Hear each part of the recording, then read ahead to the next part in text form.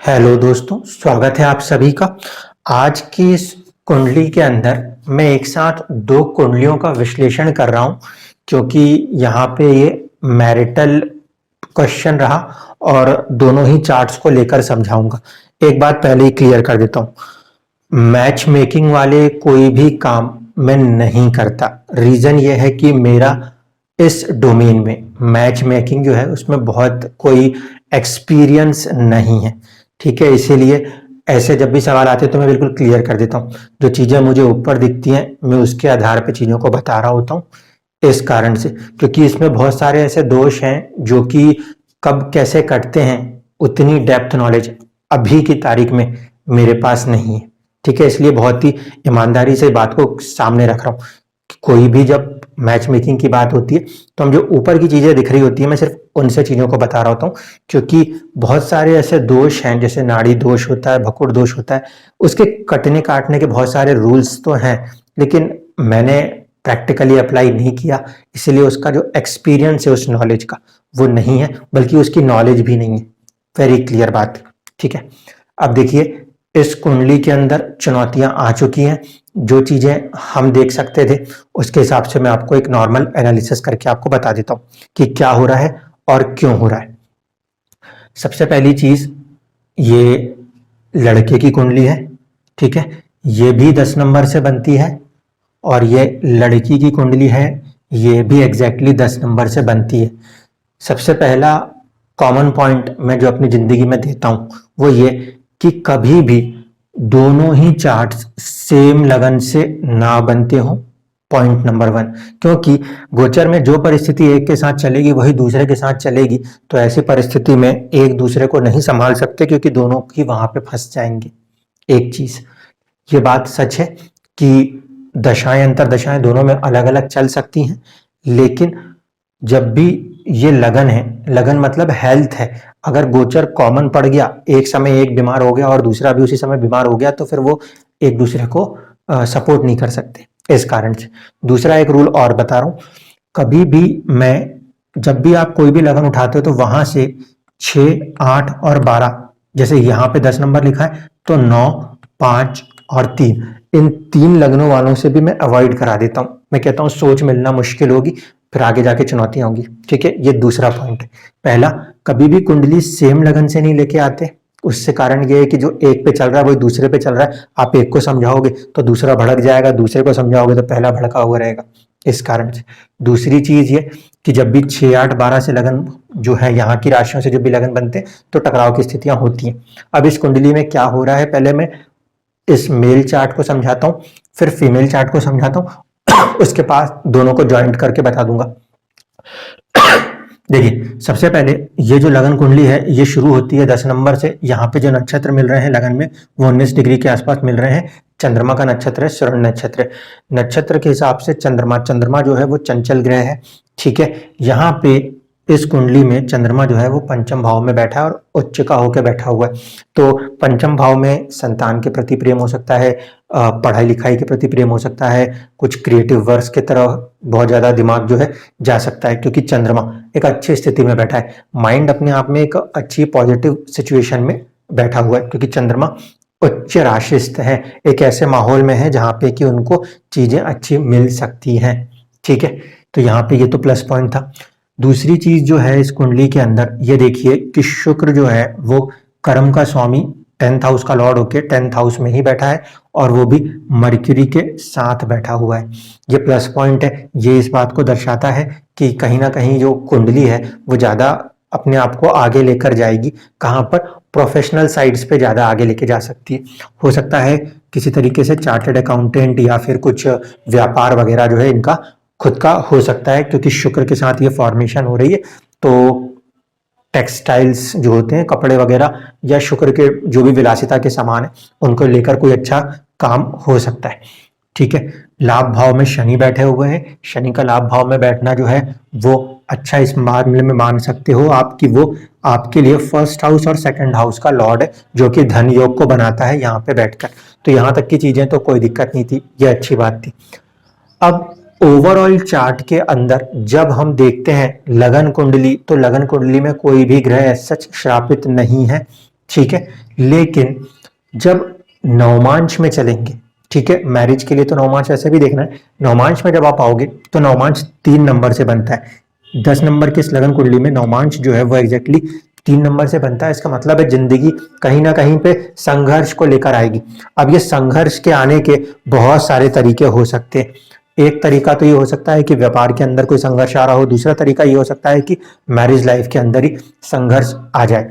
अब देखिए, पहली चीज तो ये तय है कि जिंदगी में संघर्ष है, एक बात। दूसरी चीज जो है उसको ध्यान रखना कि सूर्य, जब हम मैरिज को देखेंगे तो हमारे को 2 प्लैनेट्स की जरूरत पड़ेगी, एक 7th हाउस, दूसरा 8th हाउस। इस कुंडली में 7th हाउस का लॉर्ड जो है वो तो उच्च राशिस्थ है। ये इस बात को ऊपर से दर्शाता है कि मैरिटल लाइफ जो होगी वो अच्छी रहेगी, यानी कि मैरिज की हेल्थ जो है वो कुछ हद तक ठीक ठाक कही जा सकती है। जबकि जो इसका जस्ट अगला घर है 8वां घर, जो कि फैमिली को भी दर्शाता है कहीं ना कहीं, तो वो वाला जो साइड है उसमें थोड़ी सी प्रॉब्लम आ जाएगी। क्यों? क्योंकि सूर्य जो है वो राहु केतु के एक्सिस में आ गए। ठीक है, एक चीज ये बहुत क्लियर कट हो रही है कि जब भी सूर्य राहु केतु के एक्सिस में आएंगे तो थोड़े से पीड़ित हो जाएंगे। अगर ये मैरिज है तो ये मैरिज का जस्ट अगला स्थान जो है वो कहीं ना कहीं उसको चलाने के लिए उसके खुराक है। यहाँ पे सूर्य केतु का कॉम्बिनेशन होना या राहु केतु एक्सिस में सूर्य का आना चीजों को डिस्टर्ब करेगा। पहला रीजन होगा केतु, क्योंकि केतु यहाँ पे मंगल के साथ भी जुड़े हैं और सूर्य के साथ भी जुड़े हैं। तो हम ये मान सकते हैं कि सूर्य केतु का जुड़ना, एक नक्षत्र केतु का आता है इस राशि में, तो 5 नंबर की राशि 8वां भाव अनसर्टेनिटी और ट्रांसफॉर्मेशन, ये राशि नेचुरली एक्टिव है। ठीक है, दूसरी तरह पे हम देखेंगे तो केतु और मंगल इसके बीच में सिर्फ 1 ही डिग्री का अंतर था। 7 डिग्री पे आपके अगर केतु है तो 8 डिग्री पे मंगल है। इस कारण से मंगल केतु की युति 1 नंबर की राशि यानी कि 4था भाव इसको भी नेचुरली एक्टिव कर रही है। इस कारण से एक तो मैरिटल लाइफ के अंदर की चुनौतियां और एक ये आपका घर होता है और मन का सुख होता है, इन दोनों ही भावों के अंदर कहीं ना कहीं कुछ चुनौतियां नेचुरली आनी थी। आनी कहां से थी? कार्मिक डेप्थ ऑफ केतु, कार्मिक डेप्थ ऑफ केतु के कारण, इसलिए यह परिस्थिति बनी। दूसरी चीज जो इसमें समझ में आती है, नवमांश में जब हम आते हैं तो हम ये देखते हैं कि ये जो बुध है जो आपकी किस्मत को रिप्रेजेंट कर रहा है लगन कुंडली में और रिप्रेजेंट कर रहा है आपके 6ठे भाव, सर्विस वाले भाव को, उसका स्वामी जो है वो नीच राशिस्थ हो रहा है। और केतु और मंगल की युति नवमांश में भी बनी हुई है, इसलिए मन के अंदर कुछ एक परेशानी या खालीपन या ऐसे घर के अंदर के एनवायरनमेंट में एक नेगेटिविटी यहाँ पे मेंटेन रहती हुई नजर आती है। नवमांश की कुंडली में शनि जो है ये लगन में भी बैठ रहे हैं, तो कहीं ना कहीं थोड़ा सा जो है डोमिनेटिंग नेचर का यहाँ पे जातक हो सकते हैं। ठीक है, दूसरी चीज किस्मत के अंदर देखें तो सूर्य भले इस राशि में बैठ रहे हैं लेकिन सूर्य यहाँ बैठेंगे तब भी थोड़ा सा उनका प्रभाव है चीजों को हॉट करना, हॉट आर्ग्यूमेंट्स, एग्रेशंस। तो ये एक सिचुएशन इस चार्ट में बनती है। जब हम नवमांश को देखते हैं तो वहां पे हम पाते हैं कि शनि जो है वो श्रापित आ रहा है, यानी कि प्रैक्टिकल अप्रोच में शायद थोड़ी सी चुनौतियां यहाँ पर देखने को मिल सकती हैं। शनि है इसलिए प्रैक्टिकल अप्रोच बोल रहा हूं। जबकि एक प्लस पॉइंट क्या है इस कुंडली में कि चंद्रमा से सामने ही सप्तम में शनि है, इसीलिए जातक जो है अपने वाइफ को छोड़ना नहीं चाहेंगे। संतान प्राप्ति हो चुकी है, चंद्रमा यहाँ पे हो चुके हैं, तो एक आपके पास पुत्री भी है। इतनी चीज तो हो गई इस चार्ट में। इस चार्ट में नवमांश में प्रॉब्लम है तो वो है शनि, कुछ प्रैक्टिकल अप्रोचेस की जरूरत पड़ेगी। यह है फीमेल चार्ट। फीमेल चार्ट में भी क्या हुआ कि लगन अब यहाँ भी 18 डिग्री का मिला, तो फिर श्रवण नक्षत्र और चंद्रमा आ गया। ठीक, जब यहाँ पे चंद्रमा आया तो इस कुंडली में चंद्रमा जो है वो बैठा है कहाँ पे जाके? तुला राशि में, तुला राशि। अब देखिए कितनी खतरनाक चीज। पहली बात क्या होती है कि ये राशि भी शुक्र की है और ये राशि भी शुक्र की है। ठीक है, यहाँ पर दोनों के चंद्रमा अलग अलग बैठे हुए। यहाँ पे जो चंद्रमा है ये तराजू पे बैठा हुआ है बैलेंस होकर, और यहाँ पे चंद्रमा जो है वो खुश होकर बैठा हुआ है। ऐसी परिस्थिति में अगर आप गिन के देखो तो यहाँ से यहाँ तक ये 6-8 का संबंध है, 6-8 का, जिसमें एक का मन लगेगा उसमें दूसरे का मन लग ही नहीं सकता, क्योंकि भाव के हिसाब से देखो बिल्कुल अपोजिट कंडीशन है। एक राशि जो आती है वो पहले भाव अगर इसको माने तो यहाँ से ये षडाष्टक है, 6-8 के संबंध। दूसरी बात है, जब हम कुंडली को मिलाते हैं वहां पे हम देखते हैं 26 पॉइंट्स के गुण मिलते हैं, लेकिन वहां पे ये भकूट दोष आता है। यही है भकूट दोष।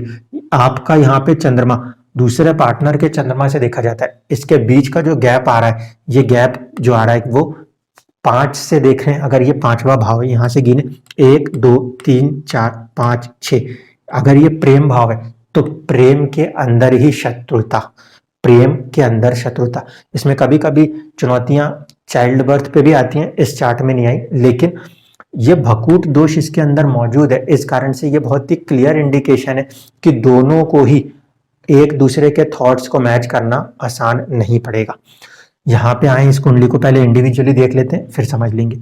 चंद्रमा यहाँ पे बैठा है, ये इंसान अपना एक स्टेटस भी चाहेगा और थोड़ी सी अपनी फ्रीडम भी चाहेगा, क्योंकि 10वें घर में बैठा हुआ चंद्रमा खुद का कुछ करने की भी एक चाहत रखेगा, वो उनके सोचने का ढंग है। दूसरी चीज ये कि इस कुंडली के अंदर अगर हम ध्यान से देखेंगे तो मैरिज को देखने के लिए यही आपके पास 7th हाउस और फिर आपके पास 8th हाउस की रिक्वायरमेंट है। इस कुंडली में केतु नेचुरली, लगन कुंडली में ही, क्योंकि काले रंग से लिखा है, केतु नेचुरली 8th हाउस में मौजूद है। केतु यहाँ पे जुड़ा है, इसका मतलब है सॉर्ट ऑफ अ कार्मिक डेप्ट। जब कार्मिक डेप्ट का कंसेप्ट हो रहा है तो ऐसी कंडीशन में जरूरी नहीं है कि डाइवोर्स हो जाए। इवन आपने कहा है कि पेपर्स ऑलमोस्ट रेडी हैं, तो इस समय जो गोचर चल रहा है वो चीजों को डिस्टर्ब किए हुए है। अगर अप्रैल के आगे तक निकल जाते हैं या 2023 के पीरियड को क्रॉस कर लेते हैं, ऐसे स्थिति में हो सकता है कि वो चीजें रुक भी जाएं, क्योंकि यहाँ पे इस चार्ट में ये कार्मिक डेप्ट का फॉर्मेशन आ रहा है। तो जब तक वो कर्ज पूरा नहीं होगा तब तक यहाँ से मुक्ति भी नहीं होगी। ये एक पॉइंट है। दूसरी चीज है कि इस कुंडली के अंदर कहीं ना कहीं ये केतु जो है ये भी श्रापित जोन में आ रहे हैं। इस कारण से मैरिज तो है, लेकिन मैरिज की जो हैप्पीनेस है उसमें कहीं ना कहीं कमी है।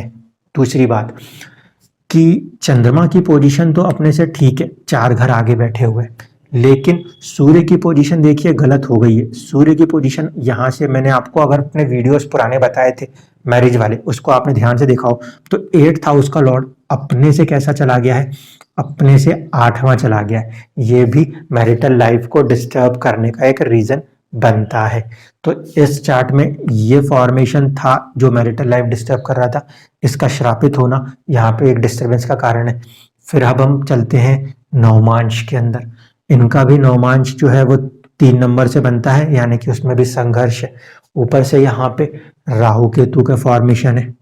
इसके मतलब हो रहे हैं कि समझ ही नहीं आएगा किस बात को लेकर लड़ाइयाँ हो रही हैं, बस कोई भी छोटी छोटी चीजें हो जाएंगी, अननोन रीजंस हो जाएंगे, अननोन रीजंस, और उसी को बात को पकड़ के पूरा इधर से उधर तुल दे दिया जाएगा। इसमें क्योंकि इस चार्ट में यहाँ पे 4th हाउस इन्वॉल्व हो रहा था, तो ऐसा हो सकता है कि हस्बैंड वाइफ के बीच में डायरेक्टली नहीं कुछ हो रहा हो, लेकिन फैमिलीज के बीच में कोई बात शुरू हो जाए और उसके कारण हस्बैंड वाइफ के बीच में डिस्टर्बेंस क्रिएट हो जाए। इस चार्ट के हिसाब से ऐसा लगता है। इस चार्ट के अंदर अगर फिर देखें तो सूर्य जो है वो नीच राशिस्थ हो रहे हैं किस्मत में, ये भी इस भाव के सुख को कुछ हद तक कम कर रहे हैं। दूसरी चीज ये हो रही है कि चंद्रमा जो है वो जा रहे हैं नवमांश में, किसमें, अपने 12 नंबर की राशि में, यानी कि इमोशनल। तो यहाँ पे जो ये चार्ट है, ये गर्ल इमोशनल ग्राउंड्स पे अपने आप को डिस्टर्ब फील कर सकती हैं काफी ज्यादा, क्योंकि यहाँ पे ये चीजें डिस्टर्ब हो रही हैं। चंद्रमा यहाँ पे इमोशनल हो रहा है, यहाँ पे तो वैसे भी वो ठीक ठाक था, बैलेंस था, लेकिन नवमांश में वो जल तत्व की राशि में गया। दूसरी एक और बात है कि मंगल जो है इस कुंडली में वर्गोत्तम हो रहा है। मंगल वर्गोत्तम हो तो फिर करेज दिखाने का, काफी बोल्ड स्टेप्स उठाने का एक अचानक से साहस क्रिएट करता है। अगर मैं इस नवमांश से देखूं तो ये मंगल उससे 12th काउंट होगा, इसलिए भी अचानक से गुस्से में ये चीजों को नुकसान कर सकते हैं। इस बात को इनको समझना होगा। शुक्र जो कि नवमांश में नीच राशिस्थ हो रहा है, यहाँ पे ये काम करना चाहते हैं, शुक्र यहाँ पे उच्च का दिख रहा है और यहाँ पे नीच हो जा रहा है, इसीलिए कहीं ना कहीं एक ट्रबल स्टेटस के साथ भी जुड़ता हुआ नजर आता है। या तो फिर प्रोफेशन को लेकर ही जिद पकड़ लें और उस कारण से चीजें करें, या फिर उनके फादर की इन्वॉल्वमेंट या मदर की इन्वॉल्वमेंट में कुछ ऐसी दिक्कतें वहां से भी आ सकती हैं जो कि चीजों को डिस्टर्ब करती हों। ठीक है, जब हम नवमांश में देख रहे हैं तो हम पा रहे हैं कि चंद्रमा और गुरु ये दोनों के दोनों ही श्रापित हो रहे हैं। ऐसे में एक तो मन और दूसरा इंसान का ज्ञान, उसकी सोच, उसकी समझने की शक्ति, यही उसका काम नहीं करेगी, ये उसका सपोर्ट नहीं करेगी। इस कारण से भी चीजें बहुत ज्यादा डिस्टर्ब होंगी। अब बात करता हूँ फाइनली कि जब हमने चार्ट मैच किया था तो ये भकूट दोष था। तो वो जो भकूट दोष है वहां पे आपको साफ साफ ही मेंशन होगा कि यहाँ पे जो जातक है वो थोड़ा सा डोमिनेटिंग नेचर का आएगा, और ये डोमिनेटिंग नेचर के कारण यहाँ वाला इंसान उस डोमिनेंस को एक्सेप्ट नहीं कर सकता। इस कारण से एक टकराव की स्थिति बनेगी। यहाँ पे इस इंसान को पहले प्रैक्टिकल होना पड़ेगा, शनि श्रापित हो रहा है तो, ठीक है, और इस इंसान को इमोशंस को कंट्रोल करते हुए अपनी सोच और समझ को, जुपिटर अपने विजडम को इस्तेमाल करना पड़ेगा, तब जाकर ही मैरिटल रिलेशंस में कुछ हद तक चीजें बैलेंस होगी। ठीक है, अन्यथा यहाँ पे चुनौतियां जिंदगी भर बनी रहेंगी। जहां तक चीज है कि डाइवोर्स का केस है, तो डाइवोर्स के केस में ये वाला चार्ट तो रोक रहा है क्योंकि चंद्रमा के सप्तम में शनि है। कभी भी सप्तम या चंद्रमा से सप्तम या सूर्य से सप्तम जब शनि होता है तो वो लोग अपने पार्टनर को नहीं छोड़ना चाहते। शनि एक स्टेबिलिटी प्रदान करने का प्रयास करता है। यहाँ पे छोड़ने की संभावनाएं बन सकती हैं क्योंकि यहाँ पे शनि जो है वो सपोर्ट नहीं कर पा रहे। शनि जो है इस कुंडली में, लगन कुंडली में देखें तो वो 12वें भाव में बैठे हैं। उसकी दृष्टि जो है आप गिनोगे तो तीसरी दृष्टि सेकंड हाउस के ऊपर प्रॉब्लम करेगी, फिर 4, 5, 6, 7, सातवीं दृष्टि जो है वो आपको कहाँ पर लेकर आ रही है, आपके शत्रु वाले स्थान पे आ रही है, वो भी आपको डिस्टर्ब करेगी। फिर 8, 9 और 10, तो ये शनि अकेला जो है वो कहीं ना कहीं यहाँ पे सपोर्ट नहीं कर रहा, भाग्य को भी सपोर्ट नहीं देने दे रहा, और घर के अंदर के हालातों को भी राहु को देख के उसको डिस्टर्ब किए हुए। एक चीज तो ये, इसीलिए यहाँ पे एक ऐसा स्टेप उठाया जा सकता है कि वो ब्रेकअप को या डाइवोर्स को फाइल करने के लिए आगे बढ़ते नजर आते हैं। ओवरऑल सिचुएशन अभी जो ग्रह गोचर चल रहे हैं वो दोनों ही लग्नों से, आप मान के चलो कि शनि दोनों ही लग्नों में आज के गोचर में यहाँ पे बैठा हुआ है और वो अपनी दृष्टि डाले बैठा है आपके मैरिटल लाइफ के ऊपर। आप इस समय दोनों को ही देखोगे तो दोनों की जिंदगी में सेम चैलेंजेस है। एक तो टेस्टिंग है उनके करेज की, दूसरा टेस्टिंग है पार्टनरशिप्स की, और तीसरा टेस्टिंग है उनके स्टेटस या उनके प्रोफेशनल एरियाज में। जब शनि का गोचर आगे हो जाए तो थोड़ी सी एक राहत मिल सकती है, लेकिन जो ज्यादा खतरनाक सिचुएशन मुझे अभी भी दिख रही है वो ये कि आने वाले गोचर के बाद राहु और शनि की जॉइंट एस्पेक्ट आपके इस 8th हाउस पर आएंगी, और दोनों में ही आएंगी, एक पे नहीं दोनों में आएंगी। ऐसी सिचुएशन में हो सकता है कि वो डाइवोर्स साइन हो जाए। चीजों को अगर बहुत लंबा खींचा जा सकता है तो 1.5 साल तक खींचने के बाद थोड़ी सी एक संभावना बनती है कि चीजों को आप संभाल पाओगे। मेन कंडीशन अभी भी यही है, अगर इसने अपना कार्मिक डेप्ट कंप्लीट कर लिया है तब ये ब्रेक करेगा। अगर केतु यहाँ पे अपना कार्मिक डेप्ट कंप्लीट नहीं कर पाया है तो अभी भी वो रिलेशंस आगे किसी ना किसी तरीके से कंटिन्यू रहेंगे। सलाह तो यही होगी कि एक बॉय जो है वो प्रैक्टिकल हो जाए और गर्ल इमोशंस के साथ साथ अपने विजडम का इस्तेमाल करें, चीज़ों को सॉर्ट आउट करें, ताकि जो छोटी बच्ची है उसकी ज़िंदगी को आप बेहतर रन दे सके। फैमिलीज की जो इन्वॉल्वमेंट आ रही है उसको थोड़ा सा लिमिटेड करते हुए दोनों ही कपल्स एक दूसरे को समझें। भकूट का दोष है, ठीक है, मैरिज भी हो चुकी है, अब आपको मैच्योरिटी के साथ चीज़ों को समझना होगा। दोनों के दोनों ही चंद्रमा से गवर्न है सोचने के ढंग पे, इसीलिए एक दूसरे के इमोशंस को समझ के ही आप अपने आप को चीज़ें आगे बढ़ा पाओगे। धन्यवाद।